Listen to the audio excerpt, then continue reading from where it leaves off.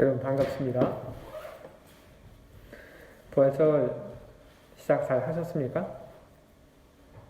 네? 부활절 오늘 아침 좋은 시작 하셨어요?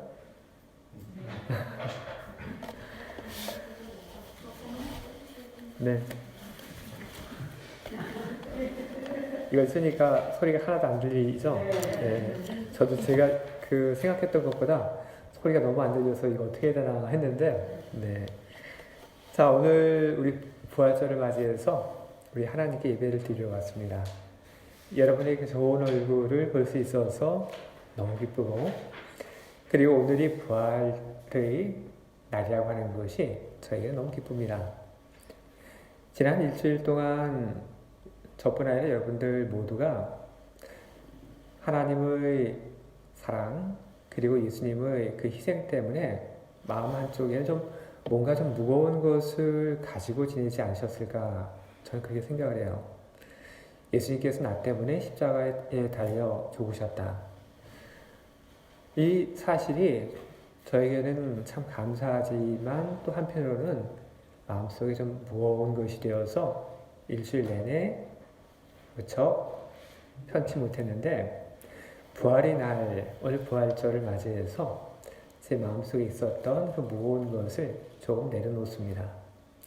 오늘 하나님에 대한 좀 죄송스러운 마음들, 예수님께 미안한 마음들, 오늘 우리들은 그것을 잠깐 잃어버리는 것이 좀 좋을 것 같습니다.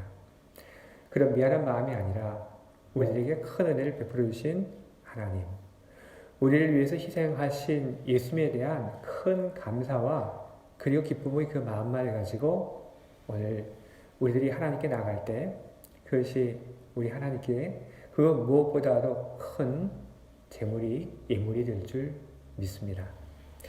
함께 기도하겠습니다.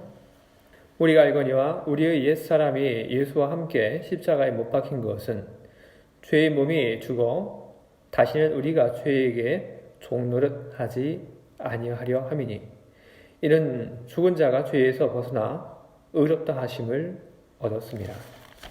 아멘. 거룩하고 자비로우신 하나님, 오늘 부활절을 맞이해서 오늘 우리들이 하나님께 영광을 돌리기 위해서 이 자리에 나왔습니다. 하나님께서 우리들을 위해서 하신 일들을 우리가 기억합니다.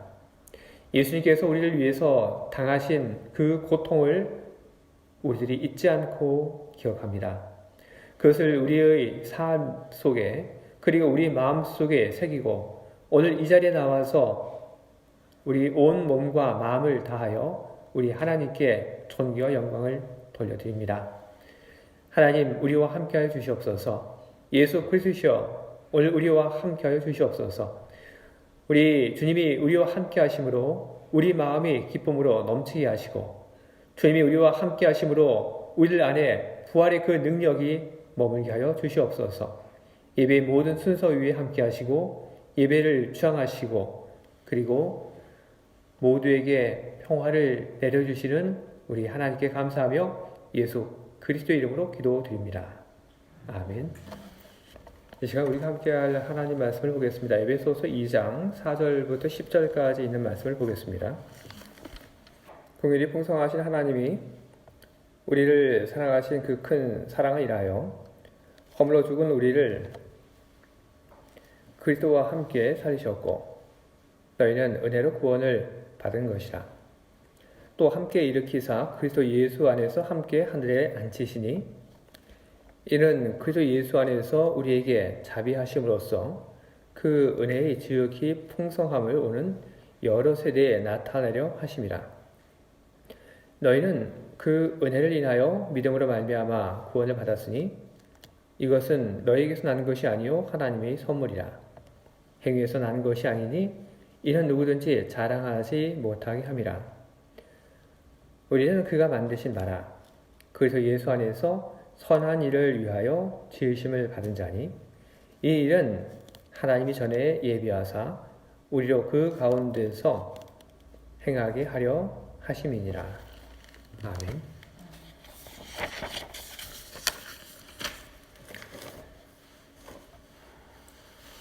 (2000년) 전 부활절, 그때 예수님께서 죽음 가운데서 부활하셨습니다. 우리는 예수님께서 부활하셨다고 하는 것을 우리는 믿습니다. 성경이 우리들에게 전해준 그 말 그대로 우리는 믿습니다. 그런 부활을 믿는 우리들에게 오늘 우리가 읽은 이 성경의 말씀은 부활의 의미에 대해서 이야기하면서 우리들에게 이런 질문을 던지고 있는 것 같습니다. 여러분들은 예수님의 부활을 알고 있는데 여러분들은 예수님의 부활 말고 여러분들은 여러분들의 부활도 알고 계십니까? 오늘 제가 읽은 본문은 바로 그런 질문을 우리들에게 던지고 있습니다. 우리들은 우리 부활을 알죠. 그쵸? 우리들이 죽은 다음에 그 다음에 우리들이 다시 부활할 것이라고 하는 것을 우리는 알고 있습니다. 그래서 오늘 우리들은 이 에베소서에 있는 말씀을 보면서 우리는 부활을 알아요. 우리는 우리의 부활을 알아요. 이렇게 대답을 하는데 오늘 성경은 또 우리들에게 이렇게 이야기하는 것 같습니다. 아니, 그런 거 말고 또 다른 뭔가가 있는데 그것이 뭔지 아니? 너희들의 그 부활에 대해서 또 다른 의미가 있는데 모르면 한번 잘 들어봐라. 이런 식으로 오늘 우리가 읽은 이 본문은 우리에게 말을 걸어오고 있습니다.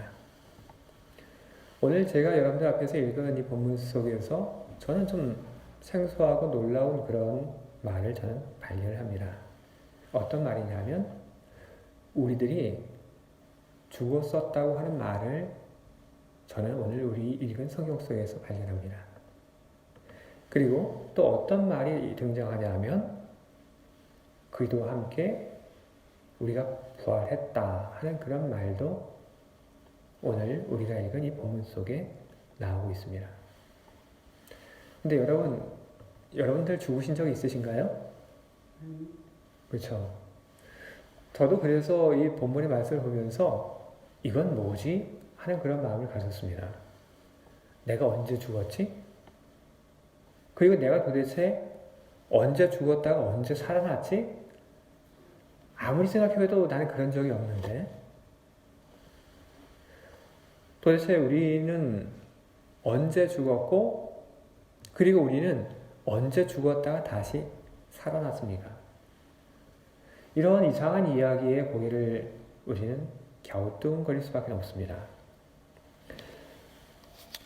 이런 이상한 이야기, 그런 이야기를 오늘 성경은 우리들에게 던져주면서 우리들 모두에게 부활이 어떤 의미인지 한번 잘 들어보라고 우리들에게 말을 걸어옵니다.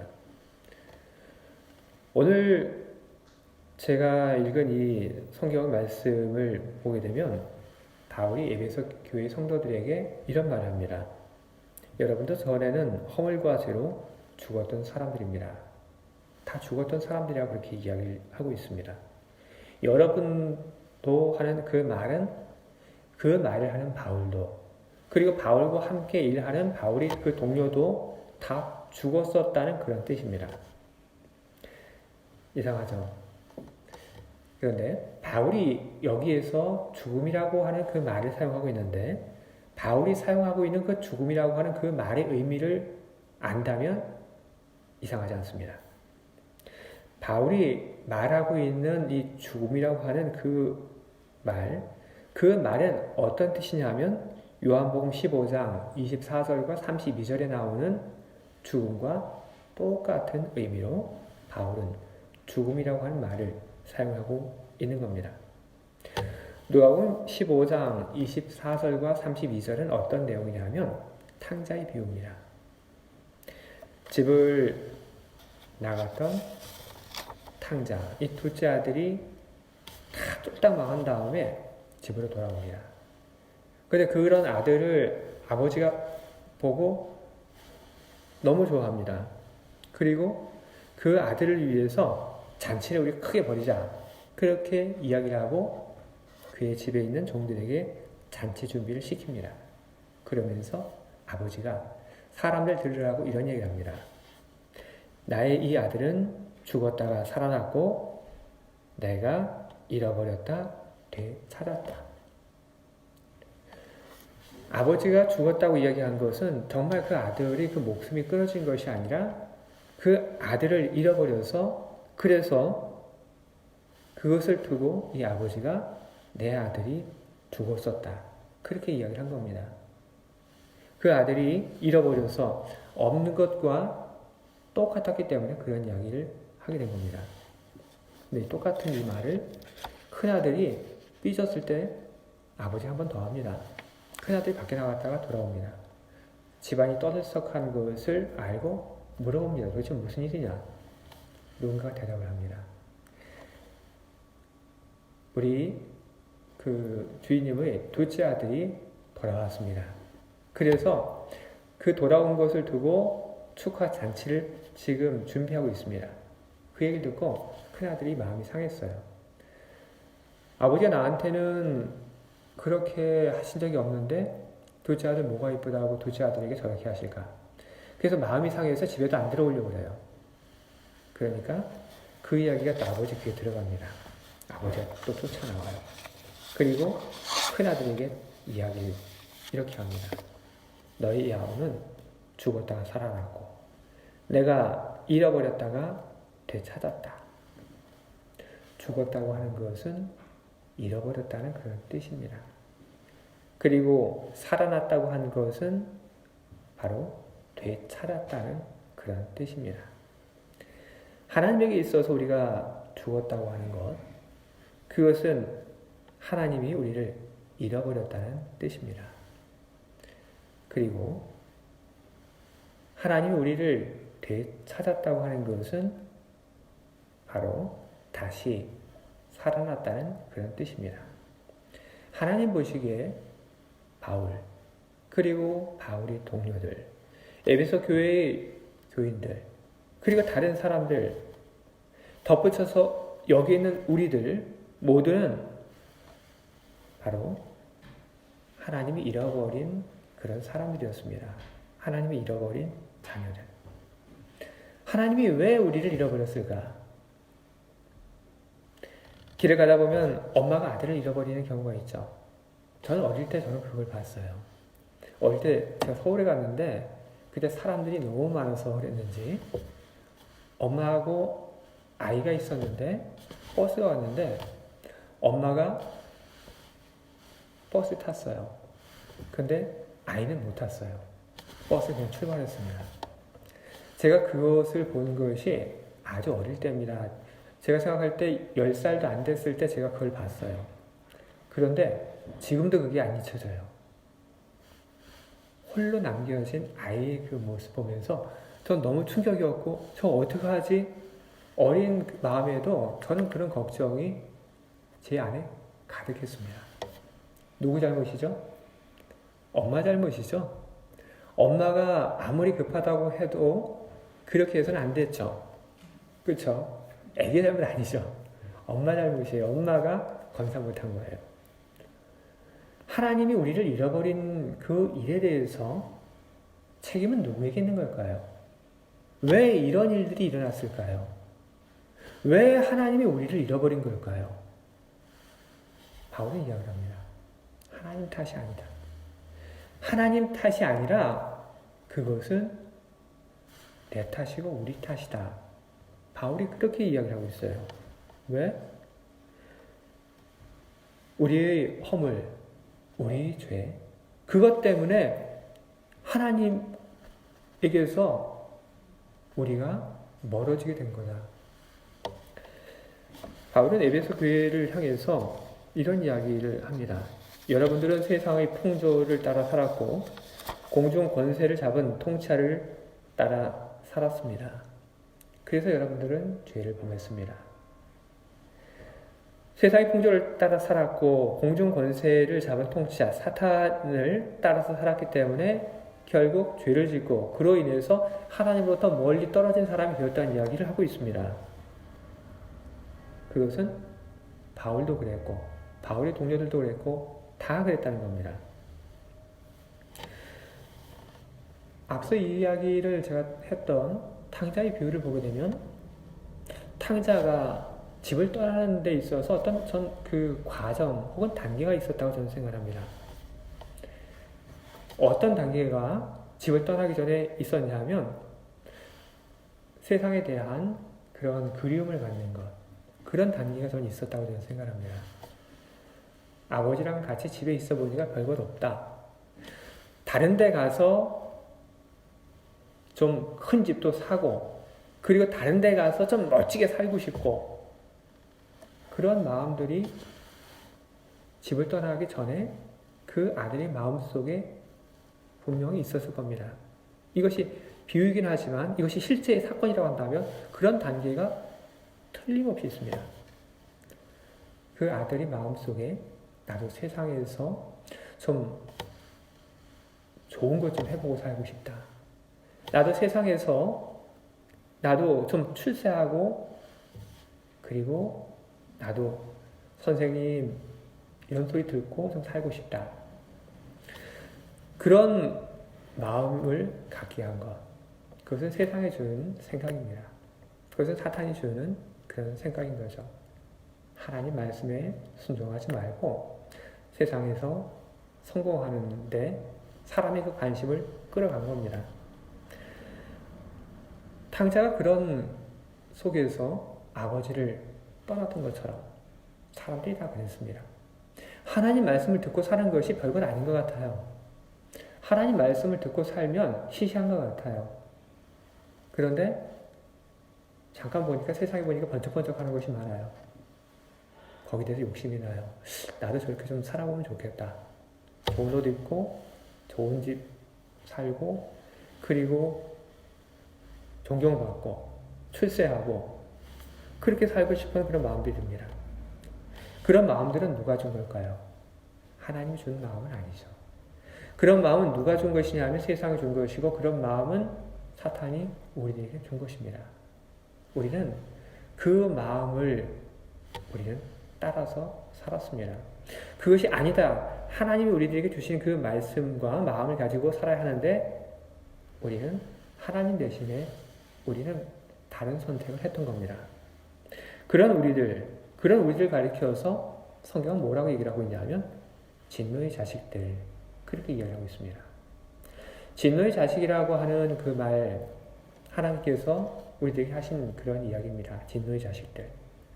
이 몹쓸 자식들 뭐 이런 말과 비슷한 그런 말이 아닌가 우리는 그렇게 생각합니다. 그래서 하나님 우리들에 대해서 진노의 자식들 하는 그 말을 들으면서 참 우리가 하나님께 죄를 짓고 그리고 우리가 하나님 앞에 참 몹쓸 짓을 많이 해서 하나님 보시기에 좀 밉긴 미워도 그래도 나는 하나님의 자녀였구나. 우리는 그렇게 우리는 착각을 합니다. 그런데 진노의 자녀라고 하는 것은 그런 뜻이 아닙니다. 미워도 내 새끼, 미워도 내 아들, 미워도 내 딸 이런 말이 아닙니다. 진노의 자녀라고 하는 것은 어떤 뜻이냐면 하나님을 거역하는 자 바로 그런 뜻입니다. 바울은 사람들에게 이야기합니다. 나나 당신들이나 잘난 것이 아무것도 없습니다. 나나 여러분들이나 다 진노의 자녀들이었습니다. 그렇게 이야기합니다. 사람들이 진노의 자녀로 살아가게 될 때 사람들이 하나님 주신 마음과 하나님이 내려주신 그 뜻을 따라 살지 않고 세상에 주는 마음과 그리고 세상의 뜻을 두면서 살아가게 될 때 그런 사람들이 어떻게 사는지 바울은 이야기를 합니다. 그가 많이 봐왔던 사람들의 그 삶을 가지고 이야기를 합니다. 없는 것을 가지고 이야기하는 것이 아니라 그렇게 살았던 사람들의 그 삶의 축적된 이야기를 가지고 바울은 이야기를 합니다. 그렇게 사는 사람들, 수치의 감각을 잃고 자기 몸을 방탕에 내맡기고 탐욕을 부리며 모든 더러운 일을 합니다. 이렇게 얘기를 합니다. 이 이야기를 들은 에베소 교회 교인들은 틀림없이 고개를 끄덕였을 겁니다. 왜냐하면 주변에서 그런 일들을 많이 봤기 때문에 고개를 끄덕였을 겁니다. 여러분, 우리도 그렇죠? 우리도 뉴스를 보게 되면 별별 얘기들을 우리 다 보게 되죠. 근데 우리 그런 거 보면서 우리는 이런 생각을 많이 하게 돼요. 도대체 저 사람이 뭐가 아쉬워서 저랬을까? 우린 그런 생각을 우린 하게 됩니다. 높은 그런 지위에 있는 한국에 있는 국회의원, 아니면 장관들, 도대체 뭐가 아쉬워서 저렇게 했을까? 우린 그런 생각을 하게 됩니다. 훌륭한 어떤 작가들, 아니면 기업가들, 도대체 뭐가 아쉬워서 저런 일을 했을까? 그리고 정말로 훌륭한 그런 영화배우들, 도대체 왜 저렇게 방탕하게 살까? 우리는 그런 이상함을 우리는 많이 느낍니다.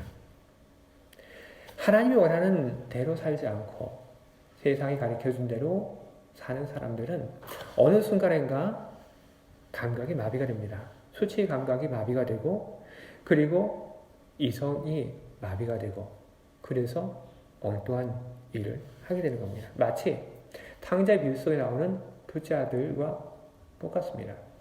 둘째 아들이 아버지에게 떠나겠다라는 그런 결심을 이야기하면서 이야기를 하죠.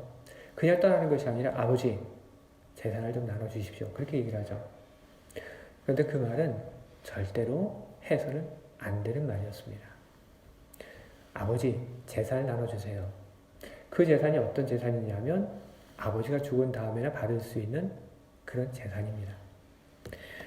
아버지가 죽은 다음에 받을 수 있는 그 아버지의 목숨값을 미리 달라고 얘기를 하고 있는 겁니다. 듣기에 따라서는 아버지, 빨리 죽으세요. 빨리 돌아가세요. 이런 얘기입니다. 그런 얘기를 듣고도 아버지는 그 아들에게 그가 가지고 있는 것을 나눠주었습니다. 그렇게 아버지 마음을 아프게 하면서 아버지 재산을 가지고 멀리 떠난 둘째 아들, 어떻게 됐습니까? 아버지께 받은 것 다 써버렸죠. 허무하게 써버렸죠. 그리고 나서 나중에는 먹을 것이 없어서 돼지들이나 먹는 그걸 또 먹고 배를 채우려고 했는데 그조차도 없었죠. 비참하게 되죠. 바로 그것은 하나님 말씀을 떠나서 사는 사람들 모두가 공통적으로 맞이하게 되는 운명입니다. 하나님을 떠나서 사는 사람들을 기다리고 있는 운명은 바로 그겁니다. 처음에는 하나님께 받은 그런 자원들이 있어요. 힘도 있고 건강도 있고 받은 것들이 있어요. 그래서 그걸 가지고 살아요. 하지만 그것이 다 떨어지게 되면 그러면 아무것도 남은 것이 없고 결국 죽을 수밖에 없고, 그리고 비참한 삶을 살 수밖에 없는 것이 우리 모든 사람들의 운명이었던 겁니다.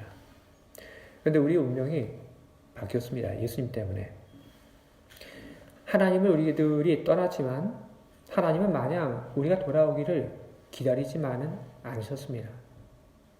제가 볼 때 여러분들은 다 모범적인 그런 생활을 해오신 그런 분들로 보여요. 학창 시절에 공부 열심히 하시고 아주 착실하게 잘 이렇게 생활하신 그런 분들로 저는 보여요. 근데 제가 학교 다닐 땐 어떤 그 사람들도 있었냐면 가출하는 사람들도 있었어요. 근데 가출을 하게 되면 나중에 그냥 제풀에 지쳐서 돌아오기도 하지만 어떤 경우에는 누가 가출하게 되면 그는 아버지가 찾으러 가요. 그래서 아버지가 가출한 아들을 찾는데 어떤 경우에는 뭐 중국집에서 찾고 어떤 경우에는 뭐 다른 뭐 공장에서 찾고 해서 멋이 잡고 다시 데리고 와서 학교에 집어넣고.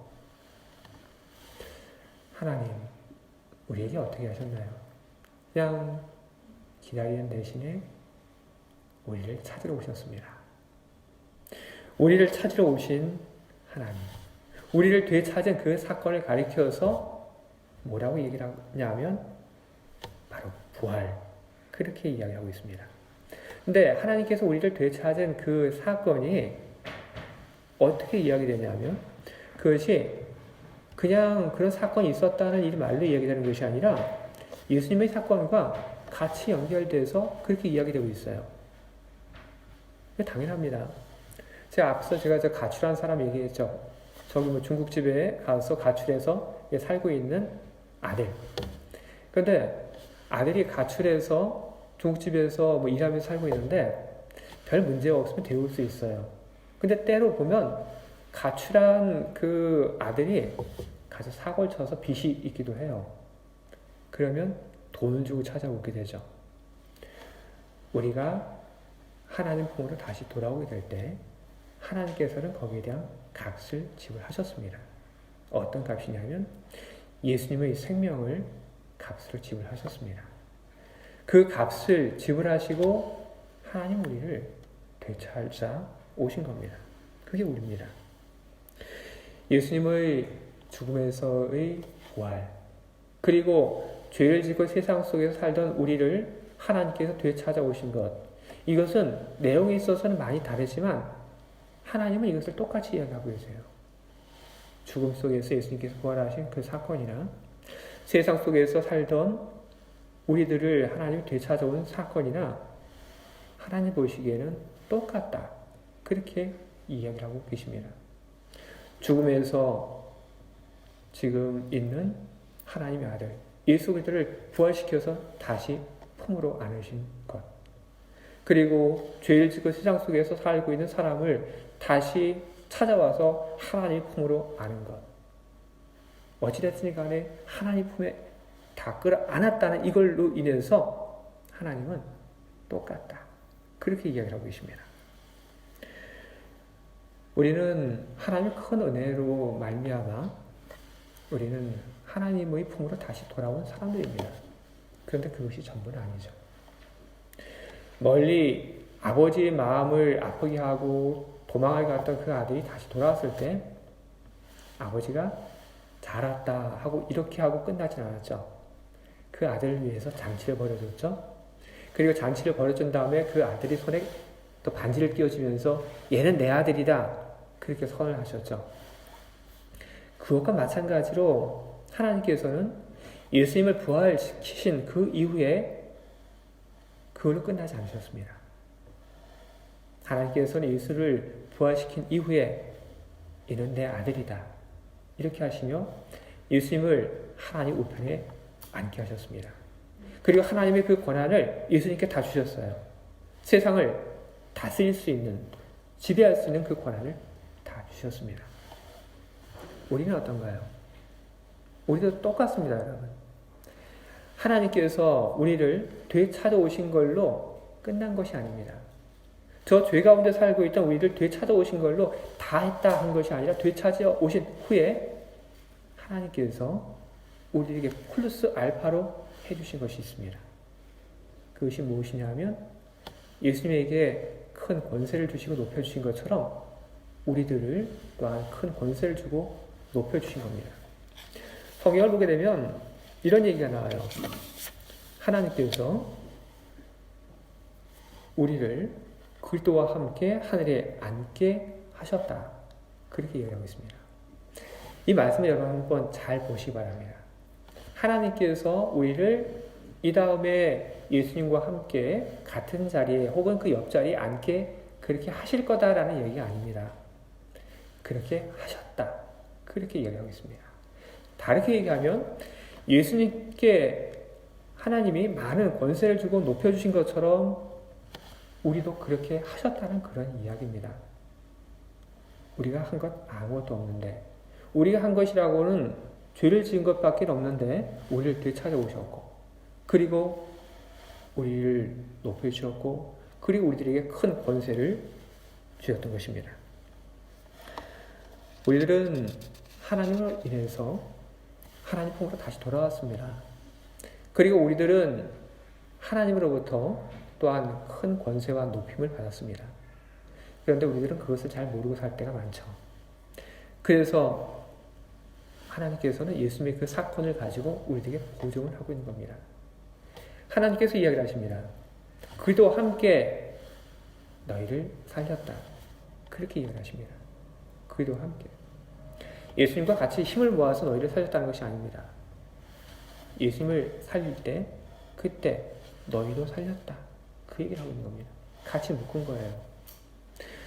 이 얘기는 예수님의 부활이 없다면 우리 부활도 없는 거고 우리의 부활이 없다고 하면 예수님의 부활도 없다는 그런 얘기입니다. 예수님께서 부활하신 것처럼 우리도 부활했고 예수님께서 하나님의 큰 높임과 권세를 받으신 것처럼 우리도 그렇게 된 겁니다. 두 개는 묶여 있습니다.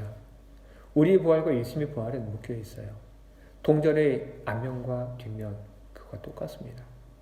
예수님께서 높임을 받으신 것과 하나님께서 우리에게 큰 권세를 주신 것 그것은 묶여 있습니다. 따로가 아닙니다.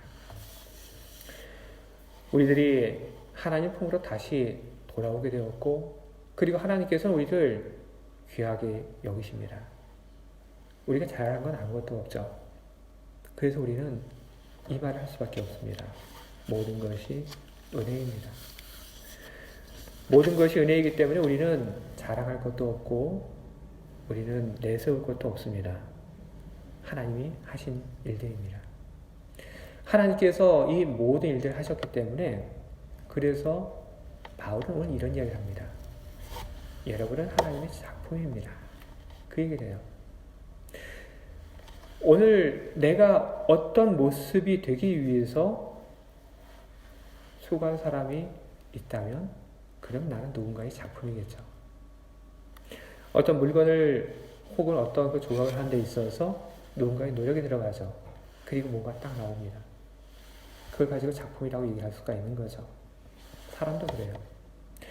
사람도 그 사람이 어떤 모습이 되기 위해서 여러 사람들이 손이 더해지게 됩니다. 하나님께서 우리에 대해서 그렇게 하셨습니다. 큰 계획을 가지고 예수님을 보내시고 또 다른 일을 하시고 그런 하나님의 일들이 더해지고 더해져서 지금의 내가 있는 겁니다. 그렇기 때문에 지금의 나를 가리켜서 하나님의 작품 그렇게 얘기할 수 있습니다. 예전에 창세기에 나온 것처럼 하나님께서 우리 몸을 지으신 것 그것도 하나님의 손길이 우리 안에 들어왔기 때문에 그것도 창조이지만 지금의 나, 이 모습을 만든 것 그 뒤에도 하나님의 많은 솜씨가 들어있기 때문에 우리를 가리켜서 하나님의 작품 그렇게 이해할 수 있습니다. 저나 여러분들 하나님의 작품입니다. 우리 모습 창세기에 나온 것처럼 하나님께서 우리 모습에 손을 대셔서 그래서 우리가 지금 이 모습을 가지고 있죠. 하나님의 작품입니다. 그리고 하나님께서 우리에게 손을 댄 것은 그때가 처음이자 마지막은 아닙니다. 우리가 구원을 받게 되고 그리고 우리들이 하나님의 말씀을 들으면서 성장하게 된 것, 이 역시 하나님께서 하신 일들입니다. 그래서 우리 안에 있는 이 내면적인 모습 역시 하나님의 작품이라고 그렇게 이해할 수 있습니다. 저나 여러분들 안이나 밖이나 하나님의 손길 없이 된 것은 아무것도 없습니다. 하나님의 손길이 여러분을 만들었습니다. 여러분 얼마나 아름답습니까? 아닙니까? 못생겼다고 여러분 하지 마세요. 못생겼다고 하게 되면 그 누구한테 이렇게 흉을 돌리는 거죠? 그렇죠? 그러니까 여러분 절대로 저기 다른 사람들에게 못생겼다 얘기하지 마시기 바랍니다. 대신에 예쁘다 그리고 잘생겼다 이런 얘기를 여러분 많이 해주시기 바랍니다. 그게 뭐가 되냐면 뭐가 되죠? 그렇죠. 하나님께 영광을 돌리는 그런 것이 되는 거죠. 여러분 우리는 바로 그런 일을 하라고 부름을 받은 겁니다. 하나님께서 우리를 다시 하나님의 자녀로 삼아주시고 그리고 많은 은혜를 주신 그 이유가 뭔지 나오고 있습니다. 선한 일을 하라고 그렇게 하셨다. 오늘 우리가 읽은 이 성경 속에 나오고 있습니다. 그리고 그 선한 일이라고 하는 것이 어떤 것인지에 대해서 에베소서 뒤에서는 아주 긴 분량을 가지고 이야기하고 있습니다. 이런 것들이 다 선한 일이다. 여러분 집에 가서 한번 읽어보시기 바랍니다. 그런 선한 일들. 그리고 앞서 제가 여러분들에게 말씀을 드렸던 그런 것들. 참 아름답습니다. 당신의 그 마음이 정말 하나님의 마음과 같습니다. 이렇게 말하는 것 역시 여러분, 우리는 하나님께 받은 선한 일이라고 하는 그 사명을 우리는 감당하는 것입니다. 특히 요즘은 우리 어려운 때를 우리들이 보내고 있죠. 저는 이 코로나로 인해서 참 많은 분들이 어렵다 하는 것을 저는 많이 느낍니다. 제가 한국에 있는 그 제 친구 목사들하고 이런저런 얘기를 요즘 제가 참 자주 하게 돼요. 근데 그런 얘기를 들으면서 저는 참 마음이 아플 때가 참 많이 있어요. 교회 건물이 있는 그런 교회들은 그래도 괜찮아요. 그것이 농촌이 됐든 아니면 그것이 도시가 됐든 괜찮아요. 그런데 교회 건물이 없는 그런 교회를 목회하고 있는 제 친구들, 아니면 또 한 건너 아는 그런 친구들, 그런 얘기를 들으면 정말 마음이 아파요. 모이지도 못하고, 또 모여서 좀 뭐 하려고 하면 또 이제 코로나로 인해서 또 방역, 또 뭐 규정이라고 하는 것도 생겨서 또 못 모이고, 이런 속에서 교회 월세 내기도 어렵고, 그래서 정말로 힘들고 하는 그런 모습을 보면서 저는 정말 마음이 아파요. 그런 마음 아파하는 속에서 저는 생각을 많이 하게 됩니다. 내가 해줄 수 있는 일은 뭔가 없을까? 그래서 저는 아내하고 조금씩 저는 좀 노력을 좀 하고 있어요. 많은 건 아니지만 저는 가까운 거리는 아내하고 좀 걸어 다녀요. 그리고 저는 아내하고 웬만하면 밖에 나가서 뭘 좀 마시는 데 있어서 좀 덜 마셔요. 대신 그걸 좀 저희는 좀 모아요. 그리고 누구한테 저희는 보내려고 저는 그렇게 애를 쓰고 있습니다. 이건 제가 제 자랑하려고 하는 것이 아닙니다. 우리들이 뭔가를 할 수 있는지 한번 고민해보자는 그런 얘기입니다. 힘들고 어려운 사람들이 눈에 들어왔을 때 그 사람들이 힘들고 어렵구나 하고 마음만 아파하는 대신에 그 힘들고 어려운 사람을 위해서 내가 뭔가를 할 수 있는 것은 없을까 고민하는 것. 바로 그것이 그리스도인으로서 마땅히 해야 되는 그런 마음가짐과 삶이 아닌가 저는 그렇게 생각합니다. 우리는 하나님께 큰 빚을 진 그런 사람들입니다. 하나님께서는 하나님의 아들 예수 그리스도를 우리를 위해서 내어주셨습니다. 우리를 살리기 위해서. 우리는 그 큰 하나님의 사랑을 기억하며 우리를 살리신 그 하나님이 온 세상 속에서 영광을 받을 수 있도록 우리는 온 힘을 다해야겠습니다. 여러분의 삶을 통해서, 그리고 여러분의 마음을 통해서 주님의 이름이 높아지기를 바라고, 그리고 예수님께서 그리스도이심이 온 세상에 전해질 수 있기를 소망합니다. 아멘. 기도하겠습니다.